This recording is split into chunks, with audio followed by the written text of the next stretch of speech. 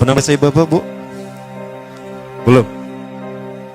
Baik, kita lihat sebentar siapa Sai Baba ya. Beberapa ciri-ciri Dajjal ada pada Sai Baba. Ada seorang janda punya anak 4. Dia datang pada Sai Baba dan berkata, "Wahai Sai, Anda adalah Tuhan kami, Anda Tuhan saya. Saya seorang janda sudah 4 tahun ditinggalkan oleh suami saya. Saya punya anak 4, kami miskin Sai. Kami ingin merubah hidupnya. Anda adalah Maha Kaya Tuhan kami, tolong kami beri karunia." Sai Baba hanya menggerakkan tangannya, maka emas keluar dari tangannya. Diberikan pada wanita janda tadi. Sai Baba berkata begini, "Kamu ragu saya Tuhan kamu? Coba apa yang bisa dilakukan Tuhanmu, saya akan melakukannya." Maka apapun yang diminta oleh Syekh tadi, Sai Baba melakukannya. Maka apa yang terjadi? Syekh tadi menjadi pengikut Sai Baba yang setia.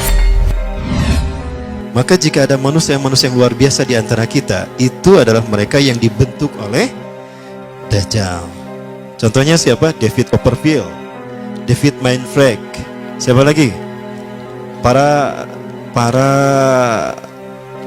The Master ya. Nah, jangan salah penulisan. Ada juga Rael juga sama.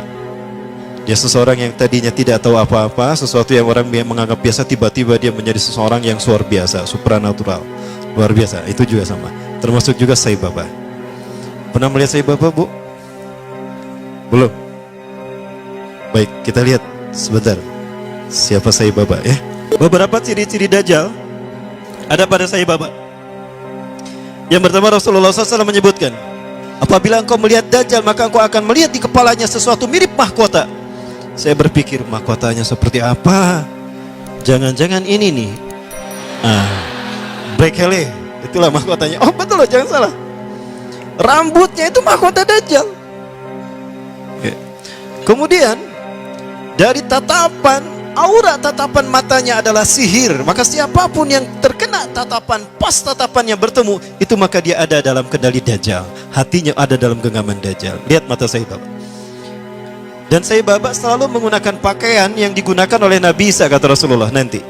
3 warna, celupan warna merah, orange, kuning, dan putih. Sai Baba selalu menggunakan itu. Para pengikut Sai Baba banyak tersebar seluruh dunia. Terbesar kalau di Indonesia ada di Magelang, Jakarta, Surabaya. Para pengikut Sai Baba disebutnya Defuti.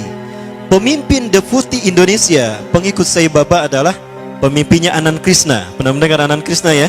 Masih hidup Anand Krishna? Anand Krishna ini adalah pemimpin pengikut Sai Baba. 20 ciri-ciri Dajjal ada pada Sai Baba. Nah kemudian ada pesawat di Venezuela ketika take off, baru 2000 atau 3000 kakian, itu terjadi turbulensi. Ya, pilotnya sudah pasrah saat itu.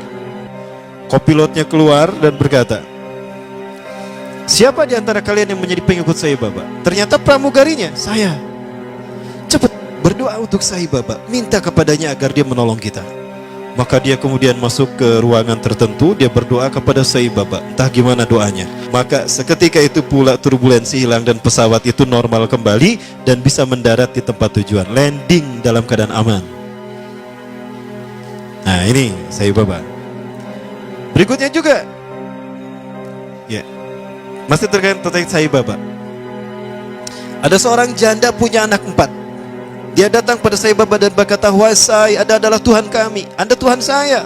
Saya seorang janda sudah 4 tahun ditinggalkan oleh suami saya. Saya punya anak 4, kami miskin Sai. Kami ingin merubah hidupnya. Anda adalah Maha Kaya Tuhan kami, tolong kami beri karunia." Sai Baba hanya menggerakkan tangannya, maka emas keluar dari tangannya. Diberikan pada wanita janda tadi. Ada seorang syekh dari Arab ingin menghujah Sai Baba. Ingat Rasulullah pernah berkata, ketika kalian melihat Dajjal, lari menjauhinya. Jangan kalian mendatanginya, karena sekuat apapun hujah kalian, jika kalian tidak yakin dengan keimanan kalian, kalian akan menjadi pengikutnya. Akan ada seseorang ketika Dajjal muncul, dia datang menghampiri Dajjal. Yahujja bihujjatihi, dia menghujah dengan kemampuan pikirnya. Fasara tabi'an lahu haqqa tabi'in. Ternyata dia menjadi pengikut Dajjal yang setia. Ini terjadi pada Sai Baba. Seorang syekh dari Arab Saudi, maaf dari Timur Tengah, saya tidak sebut Arab Saudi ya, keceletot, datang menghampiri Sai Baba. Sai Baba berkata begini, "Kamu ragu saya Tuhan kamu? Coba apa yang bisa dilakukan Tuhanmu, saya akan melakukannya. Maka apapun yang diminta oleh Syekh tadi, Sai Baba melakukannya. Maka apa yang terjadi? Syekh tadi menjadi pengikut Sai Baba yang setia. Baik, kita masih bicara Sai Baba. Penuh sihir kan tatapannya ya? Begitulah Dajjal. Dajjal lebih dahsyat daripada ini. Suatu saat Sai Baba pernah diundang ke Amerika. Sekelompok petinggi militer angkatan darat Amerika kehilangan sebuah dokumen, dan yang tahu hanyalah seorang jenderal yang bernama Conner. Jenderal Conner ini sudah meninggal. Maka dipanggillah Sai Baba. Ketika Sai Baba datang ke jasad Jenderal Conner, dia menaburkan tepung vibuti. Nanti saya perlihatkan tepung vibutinya insyaallah. Ya. Menaburkan tepung vibuti yang langsung keluar dari tangannya entah dari mana. Maka dengan cara diusap, sebagaimana Nabi Isa AS membangunkan jasad yang sudah mati. Maka apa yang terjadi? Jenderal Conner bangun. Maka ditanya, di mana arsip itu? Oh, arsipnya di sana. Dia pergi, diantar pakai mobil, dibukakan arsipnya. Ketemu arsipnya. Itu jin yang masuk ke dalam tubuh Jenderal Conner. Kalau Nabi Musa AS menghidupkan yang sudah meninggal dalam kisah sapi betina Al-Baqarah, itu nyata betul-betul hidup. Di mana dipukul dengan sebagian dagingnya kan? Fadribuhu bi ba'diha. Pukul dengan sebagian dagingnya. Itu betul-betul hidup. Nah, dia pernah melakukan apa yang semacam hal itu ya. Jenderal Conner pun bangun. Kemudian ada hal yang menarik lagi terkait dengan Sai Baba.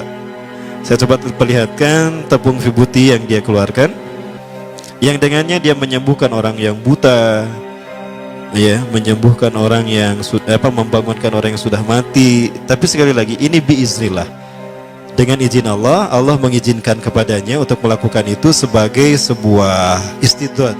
Apa istidraj? Rangsangan, ya. Apakah dia mau bertobat atau kembali kepada Allah Subhanahu wa taala? Sebelum ini muncul, ya ini agak lama.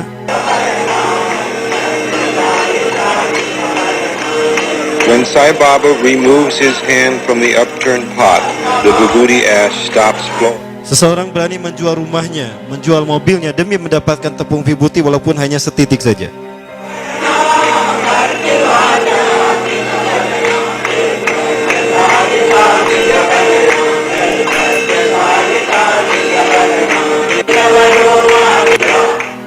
Dapat dilihat tepung itu nggak habis-habisnya. Inilah sihir dia. Nah ini dia ketika mengeluarkan emas. Itu tepung vibuti yang dia keluarkan. Ini ketika masih muda. Rasulullah SAW menyebutkan Samiri atau Dajjal itu dia mandul, tidak suka kepada lawan jenis, dan dia tidak menikah. Termasuk Sai Baba juga sama. Dia ngejomblo seumur hidup. Ya, dan dia sudah mati. Baik.